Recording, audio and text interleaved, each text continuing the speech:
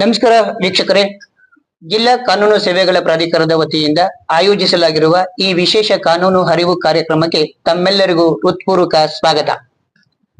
ಸಂವಿಧಾನದ ಅನುಚ್ಛೇದ 39A ಹಾಗೂ ಕಾನೂನು ಸೇವೆಗಳ ಪ್ರಾಧಿಕಾರಗಳ ಕಾಯ್ದೆ 1987ರ ಉದ್ದೇಶದಂತೆ ಪ್ರತಿಯೊಬ್ಬ ನಾಗರಿಕನಿಗೂ ಸಮಾನ ನ್ಯಾಯ ಮತ್ತು ಉಚಿತ ಕಾನೂನು ನೆರವು ದೊರೆಯುವಂತೆ ಜಿಲ್ಲಾ ಕಾನೂನು ಸೇವೆಗಳ ಪ್ರಾಧಿಕಾರದ ವಿವಿಧ ಜನಪರ ಯೋಜನೆಗಳನ್ನ ಅನುಷ್ಠಾನಗೊಳಿಸುತ್ತಿದೆ. ಇಂದು ಜಿಲ್ಲಾ ಕಾನೂನು ಸೇವೆಗಳ ಪ್ರಾಧಿಕಾರದಿಂದ ಸಾರ್ವಜನಿಕರಿಗೆ ದೊರೆಯುವ ವಿವಿಧ ಯೋಜನೆಗಳ ಮತ್ತು ಸೇವೆಗಳ ಕುರಿತು ಮಾಹಿತಿ ನೀಡಲು ನಮ್ಮೊಂದಿಗೆ ಗೌರವಾನ್ವಿತ ಸದಸ್ಯ ಕಾರ್ಯದರ್ಶಿಗಳಾದಂತಹ ಹಿರಿಯ ಸಿವಿಲ್ ನ್ಯಾಯಾಧೀಶರಾದಂತಹ ಬಿ ಹನುಮಂತಪ್ಪ ಸಾಹೇಬರಿಗೆ ನಮಸ್ಕಾರ ಸರ್. ನಮಸ್ಕಾರ ಸರ್. ಸರ್, ಇಂದು ಸರ್ವೋಚ್ಚ ನ್ಯಾಯಾಲಯ ಒಂದು ಇತ್ತೀಚೆಗೆ ಸಮಾಧಾನ ಸಮಾರೋಹ 2026 ಎನ್ನುವ ಒಂದು ಕಾನ್ಸೆಪ್ಟ್ ಅನ್ನ ಇಂಟ್ರೊಡ್ಯೂಸ್ ಮಾಡಿದ್ದಾರೆ. ದಯಮಾಡಿ ಆ ಒಂದು ಕಾನ್ಸೆಪ್ಟ್ ಅನ್ನ ನಮ್ಮ ಸಾರ್ವಜನಿಕರಿಗೆ ತಿಳಿಸ್ಕೊಡಿ ಸರ್.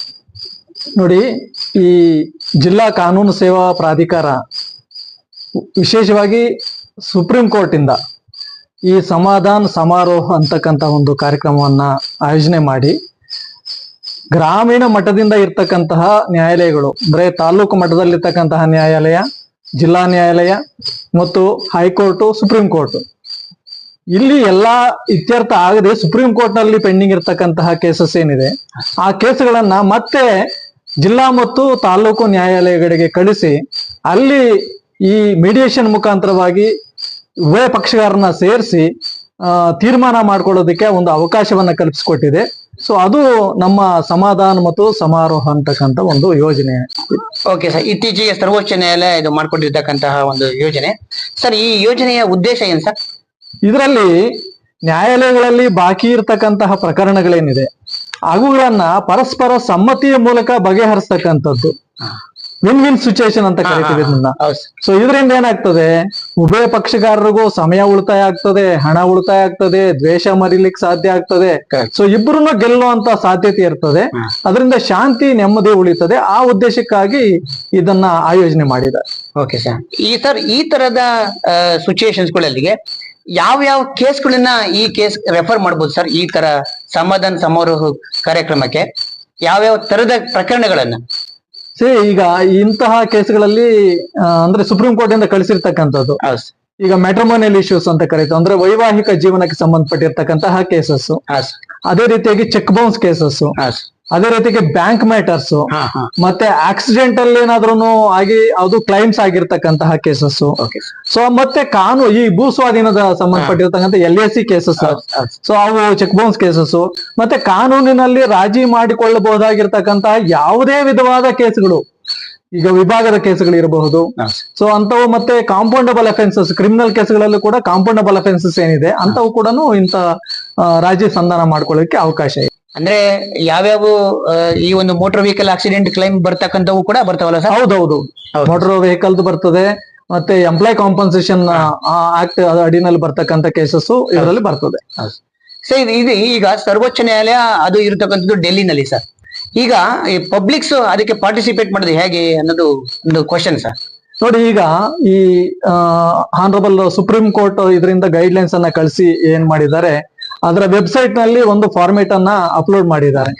ಸೊ ಅದರಲ್ಲಿ ಈ ಸುಪ್ರೀಂ ಕೋರ್ಟ್ ಅಲ್ಲಿ ಯಾರ್ಯಾರು ಕೇಸಸ್ ಇದೆಯೋ ಅಂತವರು ಆ ಫಾರ್ಮೇಟ್ ಅನ್ನ ಡೌನ್ಲೋಡ್ ಮಾಡಿಕೊಂಡು ಅದನ್ನ ತುಂಬಿಸಿ ನೇರವಾಗಿ ಅವರು ಆನ್ಲೈನ್ ಮುಖಾಂತರ ಅಲ್ಲಿಗೆ ಸಬ್ಮಿಟ್ ಮಾಡಬಹುದು. ಇಲ್ಲ ಅವರ ಹತ್ತಿರ ಇರ್ತಕ್ಕಂತಹ ಜಿಲ್ಲಾ ಕಾನೂನು ಸೇವಾ ಪ್ರಾಧಿಕಾರ ಆಗಿರಬಹುದು ಅಥವಾ ತಾಲೂಕು ಕಾನೂನು ಸೇವಾ ಸಮಿತಿ ಇರ್ತದಲ್ಲ ಅಲ್ಲಿ ಆಗಿರಬಹುದು, ಅಲ್ಲಿ ಅದನ್ನ ಸಬ್ಮಿಟ್ ಮಾಡ್ತು ಅಂತಂದ್ರೆ ಪಕ್ಷಗಾರರನ್ನ ಕರೆಸಿ ಇಲ್ಲೇನೆ ನಾವು ಮೀಡಿಯೇಟ್ ಮಾಡಿ ಅದರಿಂದ ಅವರು ಏನು ಮೀಡಿಯೇಷನ್ ಅಲ್ಲಿ ಬಂದಿರತಕ್ಕಂಥ ಔಟ್ಪುಟ್ ಇದೆ ಸೊ ಅದನ್ನ ನಾವು ಸುಪ್ರೀಂ ಕೋರ್ಟ್ಗೆ ಇಲ್ಲಿಂದ ಕಳಿಸ್ಲಿಕ್ಕೆ ಆಗ್ತದೆ. ಆ ನಿಟ್ಟಿನಲ್ಲಿ ಸುಪ್ರೀಂ ಕೋರ್ಟ್ ಹತ್ರನೇ ಹೋಗ್ಬೇಕು ಅಂತಕ್ಕಂಥ ಅವಶ್ಯಕತೆ ಇಲ್ಲ. ಒಳ್ಳೆ ಸರ್, ಒಳ್ಳೆ ಸುದ್ದಿ ಇದು. ಯಾಕೆಂತಂದ್ರೆ ಇಲ್ಲಿಂದ ನಾವು ಡೆಲ್ಲಿಗೆ ಹೋಗ್ಬೇಕು ಅಂದ್ರೆ ಇಟ್ ವಿಲ್ ಟೇಕ್ ಟೈಮ್ ಮತ್ತೆ ಮನಿ ಎಕ್ಸ್ಪೆನ್ಸ್ ಎಲ್ಲನೂ ಕೂಡ ಆಗ್ತದೆ. ಇದು ಒಂದು ಒಳ್ಳೆ ಅವಕಾಶ. ಇದು ಸಾರ್ವಜನಿಕರು ಇದನ್ನ ಉಪಯೋಗಿಸ್ಕೊಂಡ್ರೆ ಬಹಳ ಅತ್ಯುತ್ತಮವಾಗಿರ್ತಕ್ಕಂತಹ ಒಂದು ಸ್ಕೀಮ್ ಸರ್. ಇನ್ನೊಂದಿದೆ ಅದ್ರಲ್ಲಿ ಏನು ಅಂತಂದ್ರೆ, ಈಗ ಕೆಲವರು ಬೇರೆ ಊರಿನಲ್ಲಿ ವಾಸ ಮಾಡ್ತಾ ಇರ್ತಾರೆ, ಬೇರೆ ರಾಜ್ಯದಲ್ಲಿ ಇರ್ತಾರೆ, ನಮ್ಗೆ ಬರ್ಲಿಕ್ಕೆ ಆಗೋದಿಲ್ಲ ಸರ್, ಏನೋ ಒಂದು ತೊಂದರೆ ಇದೆ ಅಂತಂದಾಗ ನಾವು ವಿಡಿಯೋ ಕಾನ್ಫರೆನ್ಸ್ ಮುಖಾಂತರ ಕೂಡ ಅವರಿಗೆ ಇಲ್ಲಿ ಕೂತ್ಕೊಂಡು ರಾಜಿ ಮಾಡ್ಕೊಳ್ಳಿಕ್ಕೆ ಅಲ್ಲಿಂದಾನೆ ಕನೆಕ್ಟಿವಿಟಿಯನ್ನ ತಗೊಂಡು ಇಲ್ಲಿ ಮೀಡಿಯೇಷನ್ ಮಾಡ್ಲಿಕ್ಕೂ ಕೂಡ ಅವಕಾಶ ಇದೆ. ಅದು ಕೂಡ ಉಪಯೋಗ ಆಗ್ತದೆ ಅವರಿಗೆ. ಸರ್, ಈ ಸಮಾಧಾನ ಸಮಾರೋಹ 2026 ಯಾವಾಗ ಸ್ಟಾರ್ಟ್ ಆಗುತ್ತೆ, ಯಾವಾಗ ಎಂಡ್ ಆಗುತ್ತೆ ಸರ್ ಇದು ಈ ನೋಡಿ, ಕಾರ್ಯಕ್ರಮ? ಇದು ಆಲ್ರೆಡಿ ನಮ್ಗೆ ಈ ಹಿಂದೆ ಏಪ್ರಿಲ್ ತಿಂಗಳಿಂದಾನೇ ಪ್ರಾರಂಭ ಆಗಿರ್ತಕ್ಕಂಥದ್ದು. ಸೊ ಆ ನಂತರದಲ್ಲಿ ಇದು ವರ್ಷ ಅಂದ್ರೆ ಈ April, May, June, July, August 21, 22 ಮತ್ತು 23ನೇ ತಾರೀಕು ಸರ್ವೋಚ್ಚ ನ್ಯಾಯಾಲಯದಲ್ಲಿ ಈ ಕೇಸ್ಗಳನ್ನ ತೆಗೆದುಕೊಳ್ತಾರೆ. ಓಕೆ. ಈಗ ಪ್ರಯರ್ ಆಗಿ ತಾವು ಡಿಸ್ಟ್ರಿಕ್ಟ್ ಲೆವೆಲ್ ಅಲ್ಲಿ ಅಥವಾ ಏನು ಅದನ್ನ ಸಾಲ್ವ್ ಮಾಡ್ಬೇಕು, ಮೀಡಿಯೇಷನ್ ಮೂಲಕ ಮಾಡ್ಕೋಬೇಕು, ಅದನ್ನ ಫಸ್ಟ್ ಈಗ ಮಾಡ್ಕೋಬೇಕಲ್ಲ? ಹೌದೌದು.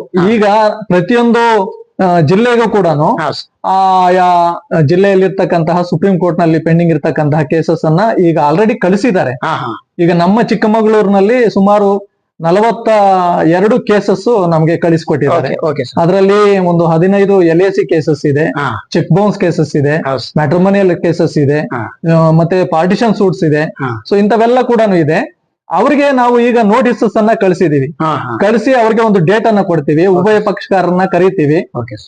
ಇಲ್ಲಿ ಟ್ರೈನ್ಡ್ ಮೀಡಿಯೇಟರ್ಸ್ ಜೊತೆನಲ್ಲಿ ನಮಗೆ ಇಲ್ಲಿರ್ತಕ್ಕಂತಹ ಒಬ್ಬ ಜಿಲ್ಲಾ ನ್ಯಾಯಾಧೀಶರು, ಹಿರಿಯ ಸಿವಿಲ್ ನ್ಯಾಯಾಧೀಶರು ಹಾಗೂ ಸಿವಿಲ್ ನ್ಯಾಯಾಧೀಶರು 3 ಜನ ಸೇರಿ ಒಂದು ಕಮಿಟಿ ಗ್ರೂಪ್ ಅಂತ ಮಾಡಿದೀವಿ. ಸೊ ಅವರ ಸಮ್ಮುಖದಲ್ಲೇನೆ ಉಭಯ ಪಕ್ಷಗಾರರನ್ನು ಕೂಡಿಸಿ ಒಂದು ಮೀಡಿಯೇಷನ್ ಅನ್ನ ಮಾಡ್ತೀವಿ. ಪಕ್ಷಗಾರರು ಅವರು ಆ ಒಂದು ತೀರ್ಮಾನಕ್ಕೆ ಒಪ್ಪಿಗೆ ಆಯ್ತು ಅಂತಂದ್ರೆ ಅದನ್ನ ನಾವು ಇಲ್ಲಿ ರೈಟಿಂಗ್ ಅಲ್ಲಿ ತಗೊಂಡು, ಸೊ ಅದನ್ನ ಯಾವ್ಯಾವ ಟರ್ಮ್ಸ್ ಅಂಡ್ ಕಂಡೀಷನ್ಸ್ ಇದೆ ಅದ್ರ ಪ್ರಕಾರವಾಗಿ ಎಲ್ಲ ಕೂಡ ಬರೆದು ಅದನ್ನ ಮತ್ತೆ ಪಕ್ಷಗಾರರಿಗೆ ಒಂದ್ಸರಿ ಓದಿ ಹೇಳ್ತೀವಿ. ನೋಡಿ, ಈ ರೀತಿಯಾಗಿರ್ತಕ್ಕಂತಹ ರೀತಿನಲ್ಲಿ ನೀವು ಒಪ್ಪಿಗೆ ಕೊಟ್ಟಿದ್ದೀರಾ ನಿಮ್ಮ ಒಂದು ಜಂಟಿ ಮೆಮೋದಲ್ಲಿ ಅಂತ ಹೇಳ್ಬಿಟ್ಟು ಅದನ್ನ ಪಕ್ಷಗಾರರು ಓದಿ ಒಪ್ಪಿಕೊಂಡು ಅವರು ಸಹಿ ಮಾಡಿದ ನಂತರ ಅದನ್ನ ದೃಢೀಕರಿಸ್ತೀವಿ. ಯಾರು? ನಾನು, ಅಂದ್ರೆ ಮೆಂಬರ್ ಸೆಕ್ರೆಟರಿ, ಸದಸ್ಯ ಕಾರ್ಯದರ್ಶಿ, ಜಿಲ್ಲಾ ಕಾನೂನು ಸೇವಾ ಪ್ರಾಧಿಕಾರದವರು. ನಾವು ಅದನ್ನ ದೃಢೀಕರಿಸಿ ಇಲ್ಲಿಂದ ಮತ್ತೆ ನಾವು ಆನರಬಲ್ ಸುಪ್ರೀಂ ಕೋರ್ಟ್ಗೆ ಕಳಿಸ್ತೀವಿ. ಅಲ್ಲಿ ಅದಾದ ನಂತರ 21, 22, 23ಕ್ಕೆ ಆ ಕೇಸನ್ನ ಮತ್ತೆ ಕರೀತಾರೆ. ಅವತ್ತು ನಾವು ಇಲ್ಲಿ VC ಮುಖಾಂತರವಾಗಿ ಆ ಪಕ್ಷಗಾರನ ಇಲ್ಲಿ ಕರೆಸಿ VC ಮುಖಾಂತರವಾಗಿ ಡೈರೆಕ್ಟ್ ಆಗಿ ನಾವು ಸುಪ್ರೀಂ ಕೋರ್ಟ್ ಜಡ್ಜಸ್ ಜೊತೆನಲ್ಲೇನೆ ಸಂಧಾನ ಆಗ್ತದೆ. ಅವತ್ತು ಪಕ್ಷಗಾರನ ಕೇಳ್ತಾರೆ, ಈ ರೀತಿ ಆಗಿರ್ತಕ್ಕಂಥದ್ದು ನೀವು ಒಪ್ಕೊಂಡಿದ್ದೀರಾ ಅಂತ ಹೇಳ್ಬಿಟ್ಟು ಇವರು ಅಕ್ಸೆಪ್ಟೆನ್ಸ್ ಕೊಟ್ರೆ, ಸೊ ಆವಾಗ ಅದನ್ನ ಅಲ್ಲಿ ಅಕ್ಸೆಪ್ಟ್ ಮಾಡಿಬಿಟ್ಟು ಆ ಒಂದು ಟರ್ಮ್ಸ್ ಅಂಡ್ ಕಂಡೀಷನ್ಸ್ ಪ್ರಕಾರವಾಗಿ ಆ ಕೇಸನ್ನ ತೀರ್ಮಾನ ಮಾಡಿ ಡಿಕ್ರಿ ಮಾಡಿ ಕೊಡ್ತಾರೆ. ಅಲ್ಲಿವರೆಗೂ ಕೂಡ ಇವರಿಗೆ ಅವಕಾಶ ಇರ್ತದೆ. ಸುಪ್ರೀಂ ಕೋರ್ಟ್ ಹೋಗುವಾಗ ಕೂಡ ಅವಾಗಾನು ಏನೋ ಒಂದ್ ಸ್ವಲ್ಪ ಅನುಮಾನ ಇತ್ತು, ನಮ್ಗೆ ಬೇಡ ಅನ್ನೋ ರೀತಿನಲ್ಲಿ ಇತ್ತು ಅಂದ್ರೆ ಅವತ್ತು ಹೇಳಿದ್ರು ಕೂಡ ಅವತ್ತಿಗೆ ಕ್ಲಿಯರ್ ಆಗ್ತದೆ. ಇಲ್ಲ ಅಷ್ಟು ಒಳಗಡೆ ಸೆಟಲ್ಮೆಂಟ್ ಮಾಡ್ಕೊಂಡಿದೀವಿ ಅಂತಂದ್ರೆ ಅವತ್ತು ಒಪ್ಕೊಂಡು ನಾವು ಕೊಟ್ಟಿದೀವಿ ಸರ್ ಅಂತ ಹೇಳ್ಬಿಟ್ಟು ಕಳಿಸಿದ್ರೆ ಸೊ ಅವತ್ತು ಅಕ್ಸೆಪ್ಟ್ ಆಗ್ತದೆ. Okay sir. ಅಂದ್ರೆ ಅಲ್ಲಿಗೆ ಹೋಗೋ ಅವಶ್ಯಕತೆನೂ ಇಲ್ಲ. ಈವನ್ ಅಕ್ಸೆಪ್ಟ್ ಮಾಡ್ಕೊಂಡಿದ್ರೆ ಅವ್ರ ಟರ್ಮ್ಸ್ ಅಂಡ್ ಕಂಡೀಷನ್ಸ್ ಅವ್ರಿಗೆಲ್ಲ ಕರೆಕ್ಟ್ ಆಗಿ ಅನಿಸಿತ್ತು ಅಂದ್ರೆ ಅವ್ರು ಹೋಗ್ದಲ್ಲೇ ಇಲ್ಲೇ VC ಮುಖಾಂತರವಾಗಿ ಜಾಯಿನ್ ಆಗ್ಬಹುದು. ಓಕೆ, ಒಳ್ಳೆ ಅವಕಾಶ ಸರ್ ಇದೊಂದು. ಈ ಒಂದು ರೀತಿಯ ಒಂದು ಫೆಸಿಲಿಟೀಸ್ ಏನ್ ಪ್ರೊವೈಡ್ ಮಾಡಿದ್ದಾರೆ ಸರ್ವೋಚ್ಚ ನ್ಯಾಯಾಲಯ, ದಯಮಾಡಿ ಎಲ್ಲರೂ ಯಾರ್ಯಾರು ಆ ಸರ್ವೋಚ್ಚ ನ್ಯಾಯಾಲಯದಲ್ಲಿ ಕೇಸ್ಗಳು ಇದೆ ಆ ಪ್ರಕರಣಗಳನ್ನ ದಯಮಾಡಿ ಇದನ್ನ ಯೂಸ್ ಮಾಡ್ಕೊಳ್ಳಿ ಅಂತ ಹೇಳ್ತಾ, ಸರ್ ಈಗ ಪಕ್ಷಗಾರರು ಏನೋ ಒಪ್ಕೊಂಡ್ರೆ ಇಬ್ರು ಒಪ್ಕೊಂಡ್ರೆ ಆಗುತ್ತೆ ಸರ್, ಒಬ್ಬ ಪಾರ್ಟಿ ಬರೋದಿಲ್ಲ, ಒಪ್ಕೊಳ್ಳೋದೇ ಇಲ್ಲ, ಅವಾಗ ಏನ್ ಮಾಡಕ್ ಆಗುತ್ತೆ ಸರ್? ನೋಡಿ, ದೊಡ್ಡವ್ರು ಹೇಳಿದ್ದಾರೆ 2 ಕೈ ಸೇರಿದ್ರೇನೆ ಚಪ್ಪಾಳೆ ಅಂತ ಹೇಳ್ಬಿಟ್ಟು. ಹಂಗಾಗಿ ಇದರಲ್ಲಿ ಉಭಯ ಪಕ್ಷಗಾರರು ಮೀಡಿಯೇಷನ್ ಆದ ನಂತರದಲ್ಲಿ ಒಪ್ಪಿಕೊಂಡ್ರೆ ಮಾತ್ರನೇ ಅದು ರಾಜಿ ಅಂತ ಆಗ್ತದೆ. ಇಲ್ಲ ಅಂತ ಹೇಳ್ಬಿಟ್ಟು ಯಾರೋ ಒಬ್ಬ ಪಕ್ಷಗಾರರು ನಮ್ಗೆ ಸರಿ ಇದೆ ರಾಜಿ ಮಾಡ್ಕೊಳ್ತೀವಿ, ಇನ್ನೊಬ್ಬ ಪಕ್ಷಗಾರರು ರಾಜಿ ಮಾಡ್ಕೊಳ್ತಾರೆ ತಯಾರಿಲ್ಲ ಅಂತಂದ್ರೆ ನಾವ್ ಏನ್ ಮಾಡ್ಲಿಕ್ಕೆ ಆಗೋದಿಲ್ಲ. ಅದನ್ನ ಮತ್ತೆ ಕೇಸನ್ನ ನಾವು ಸುಪ್ರೀಂ ಕೋರ್ಟ್ಗೆ ವಾಪಸ್ಸನ್ನ ಕಳಿಸ್ತೀವಿ. ಅಂದ್ರೆ ಬೋತ್ ಪಾರ್ಟೀಸ್ ಯಾರು ಇದ್ದಾರೆ, ಅಗ್ರೈಡ್ ಪಾರ್ಟೀಸ್ ಮತ್ತೆ ಇನ್ನೊಬ್ರು ಇದ್ದಾರೆ, ಇಬ್ರು ಕೂಡ ಒಪ್ಕೊಂಡ್ರೆ ಮಾತ್ರ ಆ ಪ್ರಕರಣ ಇತ್ಯರ್ಥ ಯಾವ್ದೋ ಒಬ್ರ ಕಡೆ ಮಾಡಕ್ ಸಾಧ್ಯ ಇಲ್ಲ ಅಂತಕ್ಕಂಥದ್ದು ಒಳ್ಳೆಯ ವಿಷಯ ಸರ್. ಸರ್, ಈ ಒಂದು ಕಾರ್ಯಕ್ರಮದ ಬಗ್ಗೆ ಸಾರ್ವಜನಿಕರಿಗೆ ತಾವು ಏನ್ ಹೇಳಕ್ ಇಷ್ಟಪಡ್ತೀರಿ ಸರ್? ಸಾರ್ವಜನಿಕರಲ್ಲಿ ನಾವು ಮನವಿ ಮಾಡ್ಕೊಳ್ತಕ್ಕಂಥದ್ದು ಏನು ಅಂದ್ರೆ, ಈಗ ನೀವು ಗ್ರಾಮೀಣ ಮಟ್ಟದಲ್ಲಿ ಇರ್ತಕ್ಕಂಥ ತಾಲೂಕು ಮಟ್ಟದಿಂದ ಜಿಲ್ಲಾ ಮಟ್ಟದಿಂದ ಕೇಸ್ಗಳನ್ನ ಹಾಕೊಂಡಿದ್ದೀರಾ. ಸುಮಾರು ವರ್ಷಗಳ ಕಾಲ ಈ ಕೇಸಿನಗಾಗಿನೇ ನ್ಯಾಯಾಲಯಗಳು ಸುತ್ತಿ ಹಣ ಖರ್ಚು ಮಾಡ್ಕೊಂಡಿದ್ದೀರಾ. ನಿಮ್ಮ ವಯಸ್ಸೆಲ್ಲ ಕೂಡ ಹೊರಟೋಗಿರ್ತದೆ, ಟೈಮ್ ಎಲ್ಲ ಹೋಗಿರ್ತದೆ, ದ್ವೇಷ ಹಂಗೆ ಇರ್ತದೆ. ಇದರಿಂದ ಏನಾಗ್ತದೆ, ಈ ಮಿಡಿಯೇಷನ್ ಆಗೋ ಮುಖಾಂತರವಾಗಿ ಇಬ್ಬರು ಕೂಡ ಉಭಯ ಪಕ್ಷಗಾರರು ಕೂಡ ಒಳ್ಳೇದಾಗ್ತದೆ. ಇದರಿಂದ ನೀವು ಕೋರ್ಟ್ಗೆ ಕಟ್ಟಿರ್ತಕ್ಕಂತಹ ಫೀಸನ್ನ ಸಹ ನಾವು ವಾಪಸ್ ಕೊಡ್ತೇವೆ. ಮತ್ತೆ ಇಬ್ರು ಕೂಡ ಗೆದ್ದ ರೀತಿನಲ್ಲಿ ಆಗ್ತದೆ, ವಿನ್ ವಿನ್ ಸಿಚುಯೇಷನ್ ಅಂತ ಹೇಳ್ತಾರೆ ಇದಕ್ಕೆ. ಸೊ ಅದೇ ರೀತಿಯಾಗಿ ಈ ಸಾರ್ವಜನಿಕವಾಗಿರ್ತಕ್ಕಂತಹ ಈ ಕಾನೂನು ಸೇವಾ ಪ್ರಾಧಿಕಾರದ ಮುಖಾಂತರವಾಗಿ ಇಂತಹ ಯಾವುದೇ ಪ್ರಕರಣಗಳನ್ನ ಇತ್ಯರ್ಥಪಡಿಸ್ಕೊಂಡಾಗ ಇಬ್ಬರಿಗೂ ಕೂಡ ಅನುಕೂಲ ಆಗ್ತದೆ. ಸೊ ಅದ್ರದ್ದು ಮುಖ್ಯವಾಗಿರ್ತಕ್ಕಂತಹ ಉದ್ದೇಶ ಇದು.